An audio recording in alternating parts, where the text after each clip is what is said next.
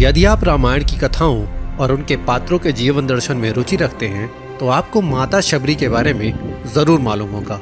नमस्कार दोस्तों, स्वागत है आपका द बंजारा मैन में। और आज हम देखेंगे धार्मिक नगरी श्री राम जी की तपोभूमि पयस्विनी नदी पर शबरी जलप्रपात और उसके आगे महाराजा अम्बरीश की तपोस्थली अमरावती आश्रम, और आनंद लेंगे यहाँ की पर्यटन यात्रा का। मध्य प्रदेश व उत्तर प्रदेश की सीमा में सतना चित्रकूट के बीचों बीच जमुनी हाई गांव के पास एक ऐसा आध्यात्मिक और प्राकृतिक पर्यटन स्थल है जो त्रेता युग के रामायण की कथाओं में एक महत्वपूर्ण स्थान रखता है। चित्रकूट के बविया जंगलों से निकलती पयस्विनी नदी, ऋषि शरभंग आश्रम से निकलती हुई एक जलधारा और स्थानीय गतिहा नाले से निकलती हुई जलधारा, तीनों आपस में मिलकर इस स्थान पर शबरी जलप्रपात का निर्माण करते हैं। लगभग 40 फीट की ऊंचाई से कल कल करके बहता हुआ पानी का झरना एक अद्भुत नज़ारे का निर्माण करता है, जिसमें प्राकृतिक चट्टानों से टकरा कर गिरता हुआ पानी इस मोहक जलप्रपात को तैयार करता है। यहाँ से थोड़ा ही आगे आने पर झरने का पानी दोबारा जाकर एक अगले कुंड में मिलता है और एक दूसरे झरने का निर्माण करता है। इस प्रकार शबरी जलप्रपात में 2 स्तरीय झरने का निर्माण होता है। पूरी तरीके से प्राकृतिक वातावरण के बीचों बीच 2 स्तरों में लगभग 40 फीट चौड़ा जलप्रपात किसी विश्व स्तरीय पर्यटन स्थल जैसा अद्भुत आनंद देता है।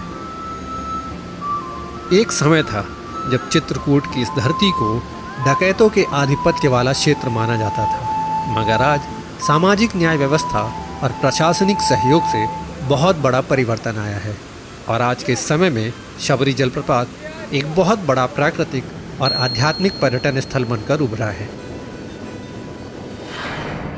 यहाँ से आगे आने पर मात्र 6 से 7 किलोमीटर की दूरी पर है अमरावती आश्रम। यदि आप भागवत की कथा को सुनते हैं तो आप जानेंगे कि राजा अम्बरीश ईश्वर के अनन्य भक्त थे। एक बार दुर्वासा ऋषि जी ने राजा अम्बरीश को श्रापित कर दिया और उस श्रापवश खुद ही दुर्वासा ऋषि को अपने जान की रक्षा करने के लिए तीनों लोकों में भागना पड़ गया था। राजा अम्बरीश एक क्वाशुवंशीय परमवीर राजा थे। वे भगीरथ के प्रपौत्र यानी परपोते थे, वैवस्वत मनु के पोते थे और राजा नाभाग के पुत्र थे। राजा अम्बरीश की कहानी रामायण, महाभारत और पुराणों में बड़े विस्तार के साथ कही गई है। कहते हैं कि उन्होंने लगभग 10,000 राजाओं को हराकर अपनी इस ख्याति को अर्जित किया था। इसके साथ ही राजा अम्बरीश भगवान विष्णु के अनन्य भक्त थे। अपना ज़्यादा से ज़्यादा समय धार्मिक अनुष्ठानों और भगवान की आराधना में निकाला करते थे।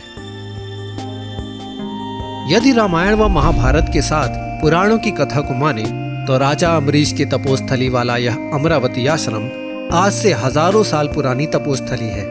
जंगल के बीचों बीच एकांत में बने इस आश्रम में आज भी कई साधु सन्यासी और तपस्वी यहाँ साधना के लिए आते हैं। पहाड़ी दर्रों के बीच से बहती हुई गौमुखी जलधारा यहाँ एक अलग ही वातावरण का निर्माण करती है। आगे जाकर ये जलधारा सती अनुसुईया आश्रम के पास मंदाकिनी नदी में जाकर मिल जाती है। चित्रकूट की पावन धरती में जंगल के बीचों बीच बने इस अमरावती आश्रम का वातावरण आपको अद्वितीय आनंद और अलौकिक मानसिक शांति देगा। मध्य भारत की इस धरती पर भगवान श्री राम जी की तपोस्थली चित्रकूट के बीचों बीच शबरी जलप्रपात और अमरावती आश्रम की यात्रा का ये वीडियो आपको पसंद आया हो तो वीडियो को लाइक करके कमेंट बॉक्स में अपने विचार जरूर लिखिएगा। द बंजारा मैन चैनल को सब्सक्राइब करके बेल आइकॉन को जरूर दबाइए। जल्द ही मिलते हैं एक नई जगह और एक नए वीडियो के साथ। तब तक के लिए द बंजारा मैन की ओर से धन्यवाद।